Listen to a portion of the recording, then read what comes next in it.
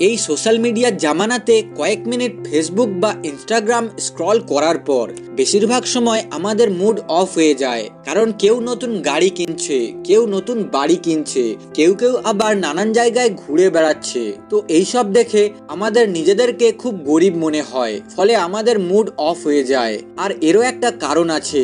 সাইকোলজিতে social media comparison নামে এক theory আছে, যেখানে আমরা নিজেদের সাকসেসকে অন্যের সাকসেসের সঙ্গে তুলনা করি।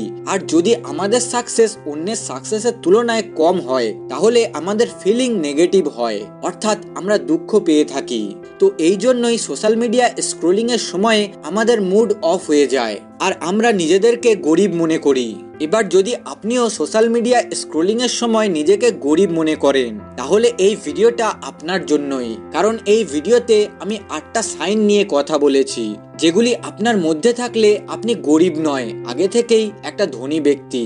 তো চলুন সেই সাইনগুলিকে এক এক করে দেখে নেওয়া যাক। So sign number 1, debt free lifestyle. একটা রিসার্চ রিপোর্ট অনুযায়ী ভারতের প্রায় 67% লোক নিজের রিকোয়ারমেন্ট পূরণ করার জন্য পার্সোনাল লোন নিচ্ছে।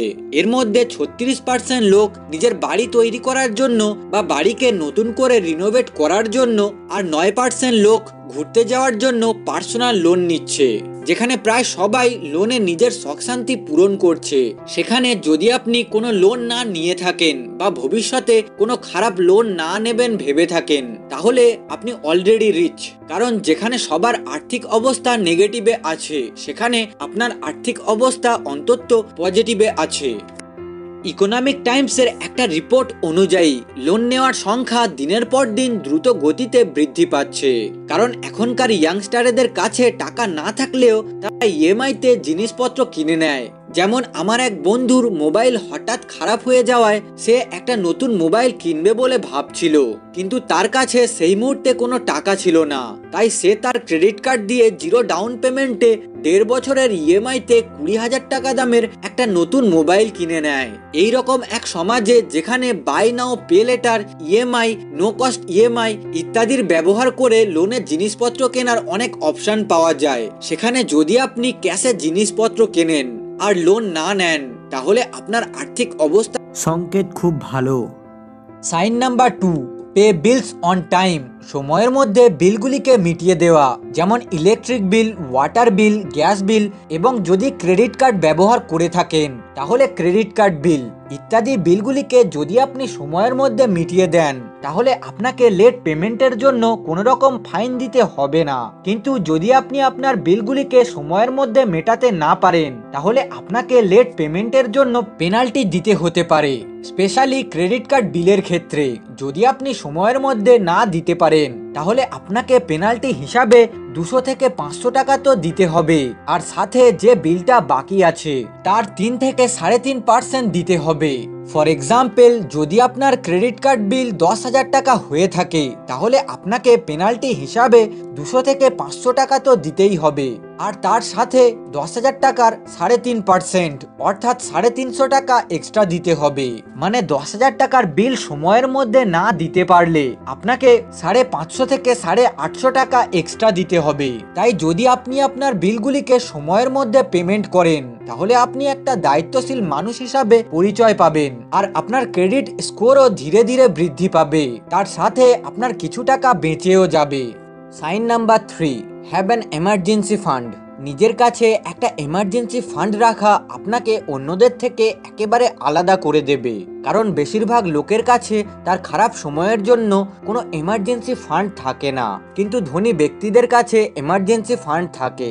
কারণ তারা বোঝে লাইফে আপ অ্যান্ড ডাউন আছে, তাই তারা তাদের খারাপ সময়ের জন্য এমার্জেন্সি ফান্ড হিসাবে মিনিমাম 3 থেকে 6 মাসের খরচাকে আলাদা করে জমিয়ে রাখে।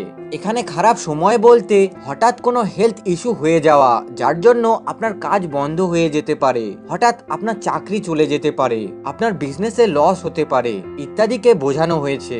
তো এই সব খারাপ অবস্থাতে যদি আপনার কাছে কোনো টাকা না থাকে তাহলে আপনার অবস্থা ঠিক কেমন হবে নিশ্চয়ই বুঝতে পারছেন।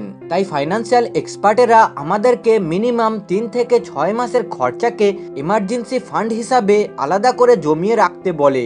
কারণ যদি চাকরি চলে যায় বা বিজনেসে লস হয় তাহলে আবার পুনরায় স্টেবল হতে কমপক্ষে 3 থেকে 6 মাস তো লাগবেই। তাই সেই সময়ে যাতে আপনার ঘরের খরচা চালাতে কোনো অসুবিধা না হয় সেই জন্যই ইমার্জেন্সি ফান্ডটাকে তৈরি করা হয়। ফর এক্সাম্পল, যদি আপনার মাসিক খরচা 10,000 টাকা হয় তাহলে 3 মাসের এমার্জেন্সি ফান্ড হবে 30,000 টাকার আর 6 মাসের এমার্জেন্সি ফান্ড হবে 60,000 টাকার। তো নিজের কাছে একটা এমার্জেন্সি ফান্ড রাখা অর্থের দিক দিয়ে বুদ্ধিমান হওয়ার সংকেত। Sign number 4, you are insured. সবার আগে আপনাকে আপনার সিকিউরিটির কথা ভাবতে হবে যে আপনার অবর্তমানে আপনার পরিবারের কি হবে, আর হঠাৎ কোনো ক্রিটিক্যাল হেলথ ইস্যু এলে খরচাটা কে ওঠাবে। এই অঘটনগুলি ঘটার আগে আপনাকে term insurance and health insurance নিতে হবে। কারণ খোদা না করুক হঠাৎ যদি আপনার কিছু হয়ে যায় তাহলে টার্ম ইন্স্যুরেন্সের জন্য আপনার অবর্তমানে আপনার পরিবার মোটা অঙ্কের একটা টাকা পাবে, লাইক 1 থেকে 10 কোটি টাকা, যা দিয়ে আপনার পরিবার সামলে যেতে পারে। আর যদি হঠাৎ কোনো ক্রিটিক্যাল হেলথ ইস্যু হয় তাহলে হেলথ ইন্স্যুরেন্স থাকলে আপনার হসপিটাল খরচাটা প্রায় অর্ধেকের বেশি বেঁচে যাবে। তাই যদি আগে থেকেই আপনার এই ইন্স্যুরেন্সগুলি নেওয়া থাকে তাহলে এটা আর্থিক দিক দিয়ে স্ট্রং হওয়ার একটা সংকেত। Sign number 5, invest for future. ভবিষ্যতের জন্য ইনভেস্ট করা। যদি আপনি নিজের ভবিষ্যতের জন্য ইনভেস্ট করে থাকেন তাহলে আপনি 97% লোকের থেকে একদম আলাদা। কারণ ভারতের মাত্র 3% লোক স্টক মার্কেটে ইনভেস্ট করে, আর ওই 3% লোকের মধ্যেই আপনি পড়েন যাদের কিছু স্বপ্ন আছে আর স্বপ্নের জন্য দূরবর্তী চিন্তাও আছে, যেটা সবার মধ্যে থাকে না। এই সাইনটা একটা ফাইন্যান্সিয়ালি ইন্টেলিজেন্ট ব্যক্তির sign. Sign number 6, focus on increasing active income. Active ইনকামকে বাড়ানোর দিকে ধ্যান দিতে হবে। নিজের চাকরি ও ব্যবসার সঙ্গে সঙ্গে অ্যাক্টিভ ইনকাম বাড়াতে হবে। কারণ ফাইন্যান্সিয়াল লাইফে আগে যাওয়ার জন্য প্রতি বছর অ্যাক্টিভ ইনকাম বাড়াটা খুব জরুরি। এর জন্য আপনি নিজের খালি সময়কে ব্যবহার করতে পারেন। এবার যদি আপনি আগে থেকেই নিজের অ্যাক্টিভ ইনকামকে বাড়ানোর জন্য এফর্ট দিয়ে থাকেন তাহলে এই সাইনটা এটা বলে যে আপনি ইকোনমি বোঝেন, যে ইনকাম বাড়ানো আর টাকা জমানো আর সেই টাকাকে ইনভেস্ট করা মানে ইকোনমি গ্রোথের একটা অংশ হওয়া। Sign number 7, avoiding lifestyle inflation. Active income বাড়ানোর পর লাইফস্টাইল ইনফ্লেশনকে এড়িয়ে চলতে হবে। লাইফস্টাইল ইনফ্লেশন মানে হলো ইনকাম বাড়ার সাথে সাথে নিজের খরচাকে বাড়িয়ে নেওয়া। যেমন ধরুন আপনি প্রতি মাসে 30,000 টাকা ইনকাম করতেন আর সেখান থেকে 20,000 টাকা খরচা করতেন আর বাদবাকি 10,000 টাকা জমতো, কিন্তু এখন আপনার ইনকাম বেড়ে 30,000 থেকে 40,000 হয়েছে, অর্থাৎ ইনকাম 33% বৃদ্ধি পেয়েছে, আর আপনার খরচা বেড়ে 20,000 থেকে 30,000 হয়েছে, অর্থাৎ খরচা 50% বৃদ্ধি পেয়েছে, কিন্তু এখনো সেভিংস সেম আছে। এটাই হচ্ছে লাইফস্টাইল ইনফ্লেশন। আমাদের মধ্যে বেশিরভাগ লোকই লাইফস্টাইল ইনফ্লেশনের ফাঁদে পড়ে, কিন্তু সেই জায়গায় যদি আপনি এই লাইফস্টাইল ইনফ্লেশনকে এড়িয়ে চলতে পারেন তাহলে ইনকাম বাড়ার সাথে সাথে আপনার সেভিংসের হার বৃদ্ধি পাবে, যেটা একটা ধনী ব্যক্তির sign. Sign number 8, consuming educational and financial content. ছোটবেলায় আমরা সবাই শুনেছিলাম যে আমাদের সঙ্গ যেমন হবে আমরাও ভবিষ্যতে ঠিক তেমনই হব, কিন্তু এখন এই অনলাইনের জামানায় আপনি যেমন কন্টেন্ট কনজিউম করবেন আপনিও আস্তে আস্তে ঠিক তেমনই হয়ে উঠবেন। তাই নিজের ফাইন্যান্সিয়াল ফিউচারকে ঠিক করার জন্য আমাদের এডুকেশনাল অ্যান্ড ফাইন্যান্সিয়াল কন্টেন্ট দেখা উচিত। এবার যদি আপনি আগে থেকেই এডুকেশনাল অ্যান্ড ফাইন্যান্সিয়াল কন্টেন্ট দেখেন তাহলে আপনি খুব অল্প সংখ্যক লোকের মধ্যে পড়েন যে নিজের ফিউচার নিয়ে খুব সিরিয়াস। কারণ এখন দুনিয়াটা কুইক এন্টারটেনমেন্টের পিছনে ছুটছে, কিন্তু সেই জায়গায় আপনি নতুন কিছু শেখার চেষ্টা করছেন, যেটা খুব ভালো একটা সাইন। তো এগুলি ছিল 8টি সাইন। এগুলির মধ্যে যে কোনো 4টি যদি আপনার মধ্যে থাকে তাহলে আপনি ধনী হওয়ার রাস্তায় অগ্রসর হচ্ছেন। সবশেষে যদি এই ভিডিওটা একটুও ইনফরমেটিভ মনে হয় তাহলে ভিডিওটাকে আপনার বন্ধু বান্ধব আত্মীয় স্বজনের সঙ্গে শেয়ার করুন।